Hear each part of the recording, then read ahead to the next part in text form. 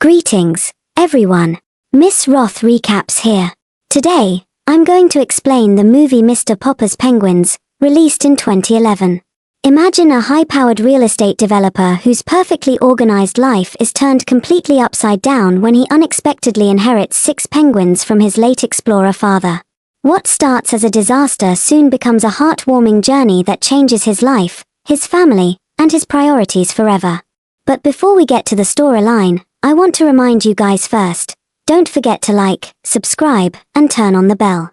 Okay, let's keep going with this story. Spoilers ahead. Stay safe and enjoy. The story begins when a man opens a package he believes is a simple blind box gift, only to discover a frozen penguin inside. Because the weather is extremely hot, the penguin appears to have died from the heat, and the man immediately prepares to call for a refund. However, the penguin suddenly comes back to life. After he picks it up and realizes the bird feels quite soft, he is hit by a pungent and overwhelming smell. Following this strange encounter, the man, Mr. Popper, places the penguin in his bathtub and thoughtfully pours ice over it before rushing off to work.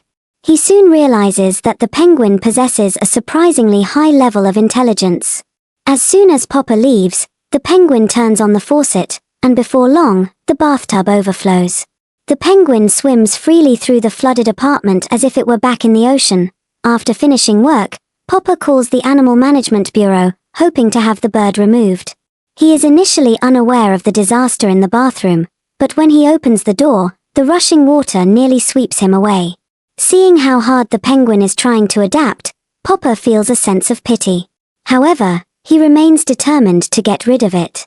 He contacts various animal associations, but they all refuse to take the bird because it is an Antarctic creature and the local summer temperature has reached a staggering 43 degrees Celsius. Exhausted after a long day, Popper tries to sleep, but the bird continues to disturb him.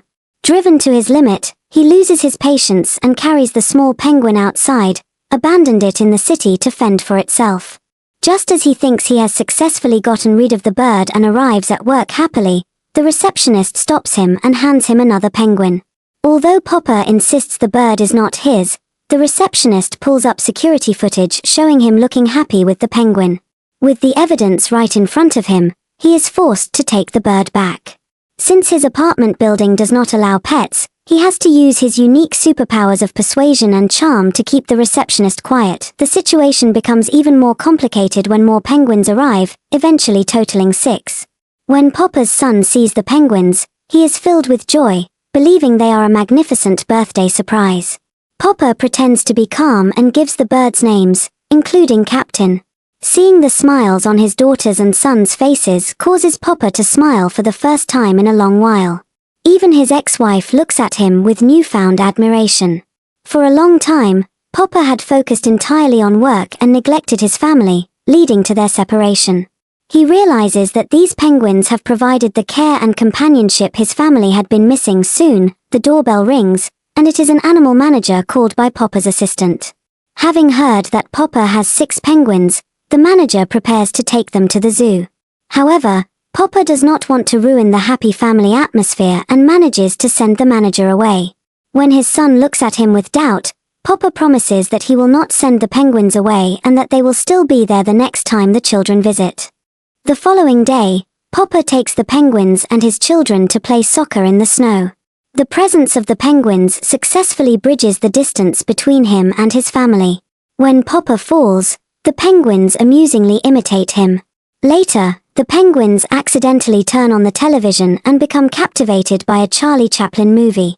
They seem to enjoy it because Chaplin's suit resembles their own feathers. Popper decides to hire a nanny to watch the birds, telling her that as long as she keeps the Chaplin movies playing, the penguins will stay quiet. However, after Popper leaves for an important gala, the nanny accidentally sits on the remote control and switches the channel to a nature documentary. A scene of a leopard seal with a wide-open mouth terrifies the penguins, causing them to flee the apartment. They run out onto the road in a line, following Popper's scent all the way to the gala. When Popper sees the penguins at the formal event, he is shocked. The penguins, in their hurry, crash into ice sculptures and cause a total mess, forcing Popper to leave the party in shame. Back at home, Popper is angry, and the penguins seem to realize they have caused trouble, making soft noises as if to apologize. Despite the chaos, he continues to treat them like his own children, even taking them out for walks and building them a special playground in the apartment. Eventually, one of the penguins lays 3 eggs, which excites the entire family. However, a conflict arises when the zoo director insists on taking the penguins away for a health inspection. Popper refuses, and they have a heated argument. He turns his home into an indoor ice world for the birds. Soon, 2 of the eggs hatch successfully, but the egg belonging to the penguin named Captain remains unhatched. Popper stays up all night to watch over the egg, but there is no movement. He even tries taking the egg out to get some sunlight, but it still does not hatch. Heartbroken and believing he has failed to provide the proper environment, Popper feels responsible for the death of the unhatched chick.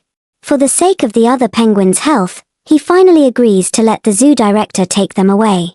When his family returns and finds the penguins gone, they are deeply disappointed, feeling that Popper is still the same person who puts his own interests above his commitments. While feeling regretful and looking at photos of the birds, Popper discovers a final letter left to him by his father.